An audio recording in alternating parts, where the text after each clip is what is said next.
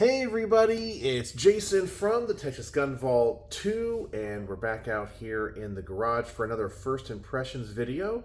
And if you don't know what this is not a review. I always have to give this caveat because I know some people will see the title of this video, have never seen the Texas Gun Vault 2 in the past, and don't understand. This is my second behind-the-scenes channel where sometimes I'll talk about guns that I took to the range where I was filming the range footage for the proper reviews, which will be posted on my main channel. And there's a link to that in the description below. So this is not a review, so you don't have to tell me this is the worst review you've ever seen. This is just my first impressions. I haven't even looked at the range footage. I haven't written my little bullet point script. I haven't done anything else except just shoot the guns. And I come back here to the garage and I tell you how they shot, what happened, what I experienced, and what I think. So, I took two guns to the range last night, and let me tell you, it was actually kind of a frustrating experience because, not because the guns performed really well, but it was just kind of a personnel kind of a thing where I got there kind of late at night, like 8:30, normally on a Friday night at my range, which if you don't know, I have 24-hour biometric access to my range. And we have these kind of VIP lanes, and of course other people have access to them. And sometimes there's people there shooting, but normally at nighttime the people that are there shooting are going to be more like serious competitive shooters that are there that are working on some type of technique, or they're there working out like hand loads that they've come up with, or just kind of more of like the geeky side of the gun world versus the people that are just there to just plink or have fun with their family. But I got there last night, and there was one gentleman that I guess was bringing, and I couldn't tell if it was his daughter or his girlfriend. I have no idea.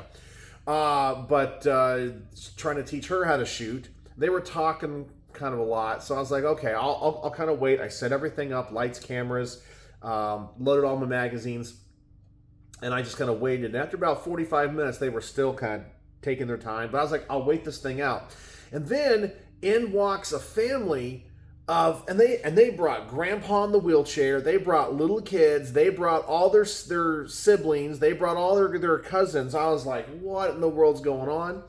And so I was like, okay, so I came home at like 10 o'clock, and I said, I'll go back in like an hour and a half. And I went back to the range at 11:30 at night, and luckily everyone had left. I just wasn't going to sit there and wait because they were just, anyway. So I did these, or I filmed this stuff like between 11:30 and 1 o'clock in the morning last night.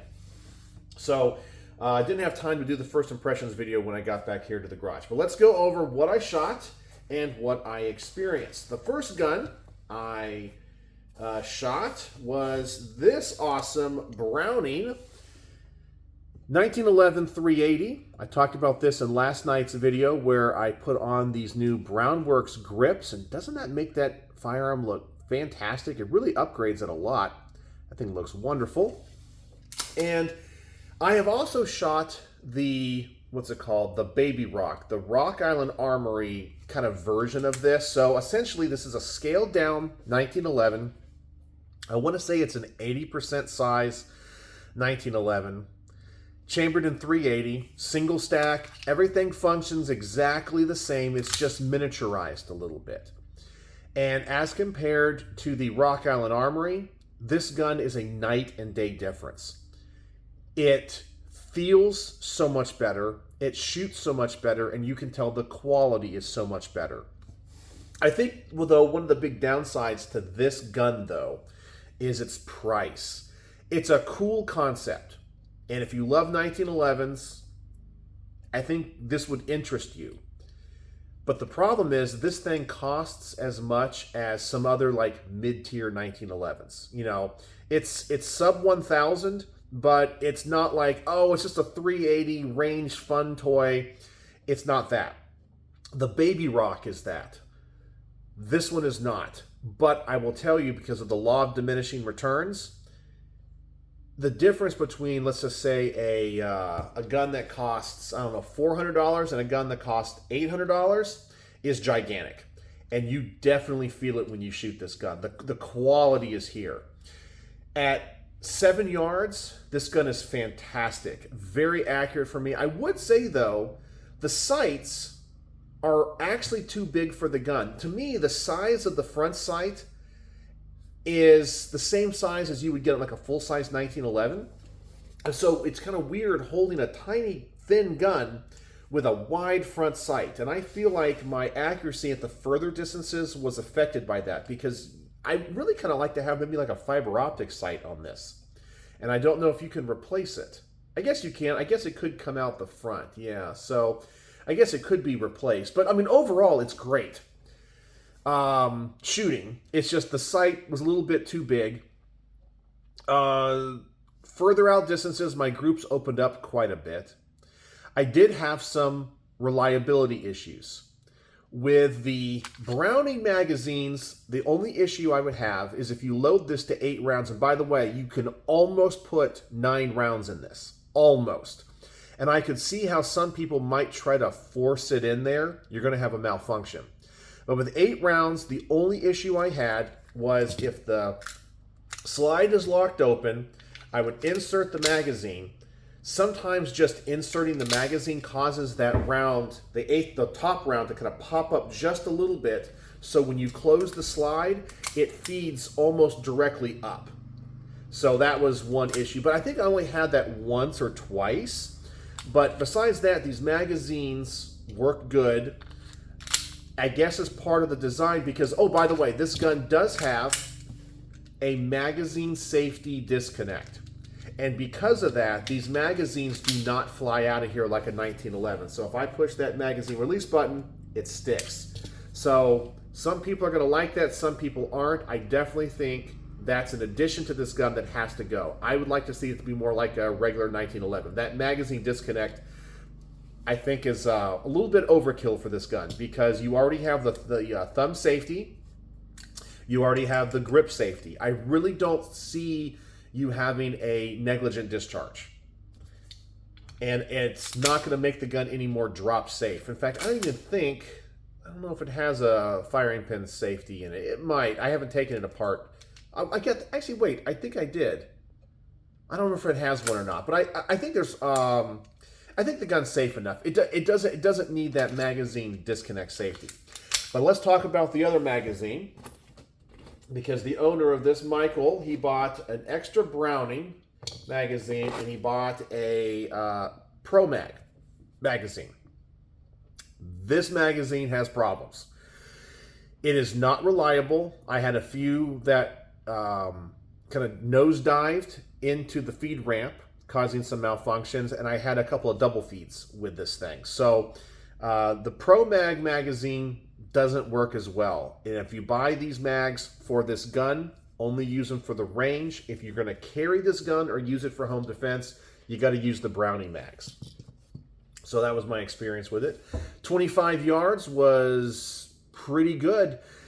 From a shootability standpoint, the thing that's a little bit weird about it is its size. Now, as I said, it's scaled down, so not only is it shorter, it's also more narrow, and the length of pull is shorter.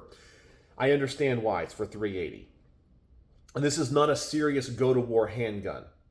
But I personally felt the shootability of this gun is affected by that, because I have larger hands, and when you're trying to line up everything, I kind of feel like I have to squish my fingers together like this to get a good grip, a proper grip.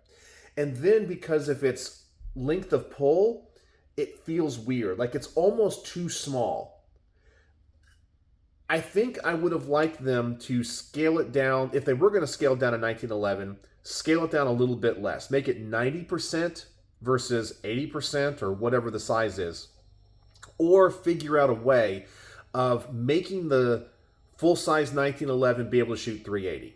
And that's something that the Glock 25 that I recently shot and reviewed did really well. It's the same size as a Glock 19, so it fills up your hand. It feels like a substantial gun, but it shoots a 380 and it's super soft. This gun also very soft recoil because it has a linked barrel, so it has a locking system.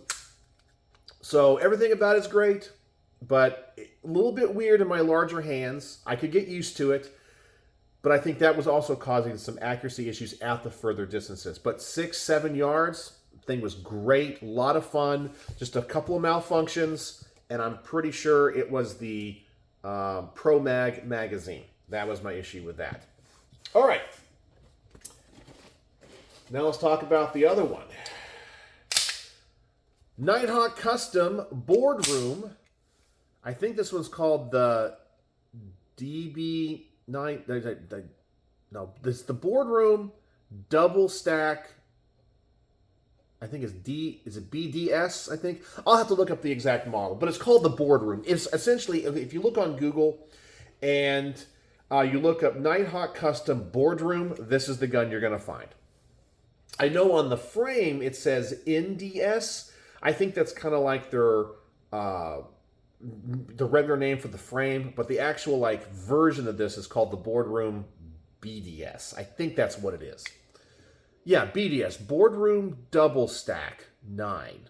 Yeah. Very nice gun. This gun shoots great. We have a few issues with it, but I need to distinguish the type of issues this gun's having. Shootability. The gun is uncomfortable to shoot because, in my opinion, it has one of these kind of older style 2011 grips. This grip is too aggressive. And it's a little bit too wide. I don't like that. And this is maybe something that the new Staccato HD has spoiled me with. The one that takes Glock bags.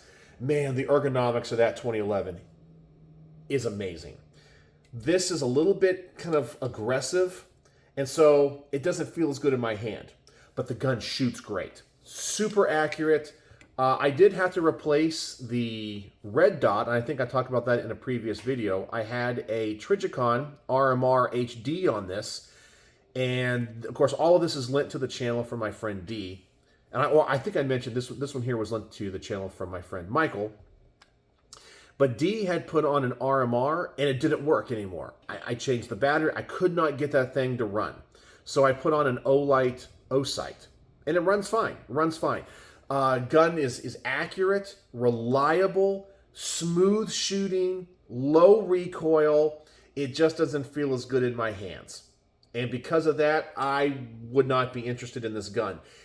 If this gun had a better grip to it, absolutely, absolutely. I love the fact it's in stainless steel. You guys know I love stainless steel guns.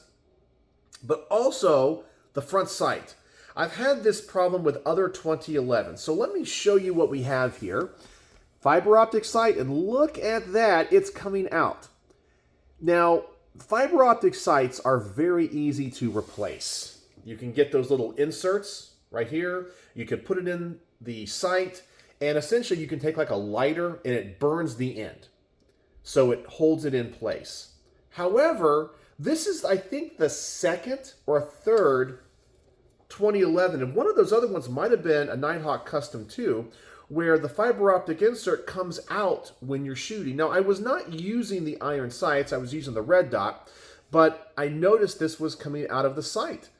And they've cut it so short that I can't get a lighter out to burn it. Essentially, you have to have a new insert. And these things come out all the time. And I felt like from a quality control standpoint, that needs to be addressed. I mean, if you want to change the fiber optic sight in the front, totally fine. You can cut it, break it, whatever, put in a new one. If you want to go to green over red, whatever you want. Easy to do. But the one that comes from the factory needs to be properly installed. Don't like that. But reliability, great. I like the fact this one does have a grip safety. I'm a big fan of 2011s with that grip safety. Shootability, as I mentioned, not as comfortable. Grip texture is too aggressive. Grip is too wide. But it performs great. Very accurate. Not the most accurate for me. That still goes to the Staccatos. Staccatos just seem to run the best for me. And the more I shoot 2011s, I love Staccatos more and more. I kind of feel like they would be the 2011 for me. Both when it comes to their price point, how much gun you get for your money, but also the way they feel in my hand and the way that they shoot. I feel like you just get the biggest bang for your buck. This is definitely a more expensive gun. I could see it being worth it to some shooters, especially if you're a big fan of Nighthawk Custom. and if you like these aggressive grips. So I think a competitive shooter is going to like this one a little bit more. I still don't like the dust cover that comes all the way out to the front of the gun. And what's funny is I recently had a comment, I think, on this channel, where maybe it was this gun I was talking about. Somebody kind of made a joke and said, and quoted me saying, I don't like a dust cover that comes all the way out to the end of the slide. Says nobody ever. I'm like, well, you're fine to disagree. I'm totally cool with that. For me, I just don't like a boxy look. To me, that just looks, give me the scallop look a little bit. I think that looks so much classier. So the gun performed well. It's going to get a high score for me. Biggest issue is just the way it feels in my hand. Grip texture too aggressive. Front sight came out. But reliable. I'm trying to think if there's anything else. No, reliable, function great, accurate. Yeah, shoots great.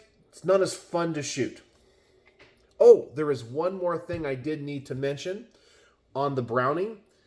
An issue that I did have with this is that it ejects to the 6 o'clock position, regardless of what ammunition I'm using. Whether I was running jacketed hollow points, and I brought 2 different types to the range, and if I was using kind of standard target ball ammo, this thing ejects right back into my forehead or to like the 5 o'clock position. So we're like right here, right here. In fact, I think in my first shots video, you're going to see me shoot this. It comes back and the casing lands on my safety goggles and on my forehead. And I just kind of have to go, it was hot.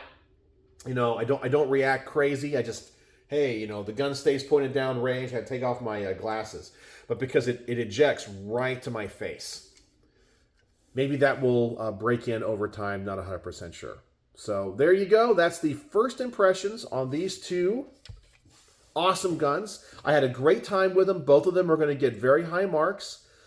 But it's always funny that when it comes to high-end guns, especially like the Nighthawk Customs or whatever, I'll always find an issue. Things always break.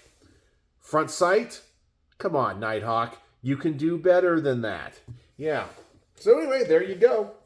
So that's all I got for you today. So let me know if you have any questions in the comment section below. And if you watch to the end of today's video, the word of the day. What's the word of the day? Is going to be good. Good is the word of the day because I had a good time late at night with both of these awesome pistols. So thank you, Michael, and thank you, Dee, for this opportunity. And these are 2 of the guns I will be working on range reports for this week. So, as always, thanks for watching.